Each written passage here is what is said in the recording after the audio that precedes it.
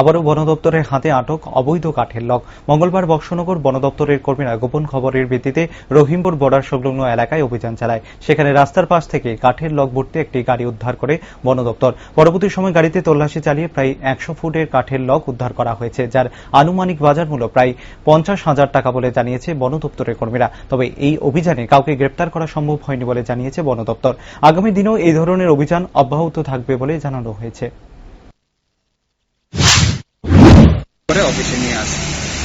এখানে কত ফুট কাঠ হবে? আনুমানিক প্রায় 100 ফুট হবে।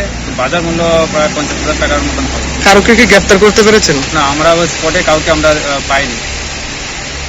কোনো মামলা হবে এটা বা কোনো? না, এটা আনক্লেম হবে, কারণ যেহেতু স্পটে আমরা কাউকে পাইনি, তা তো আমরা আনক্লেম হিসেবে আমরা এটা। কি রাস্তার পাশে পেয়েছেন না জঙ্গলের মধ্যে পেয়েছেন? কোনো একটা বর্ডার রোড সংলগ্ন রাস্তার পাশে। এটা কি ফরেস্ট ল্যান্ড? এটা যেহেতু রাস্তার পাশে, এটা সরকারি ল্যান্ড, রাস্তার যেহেতু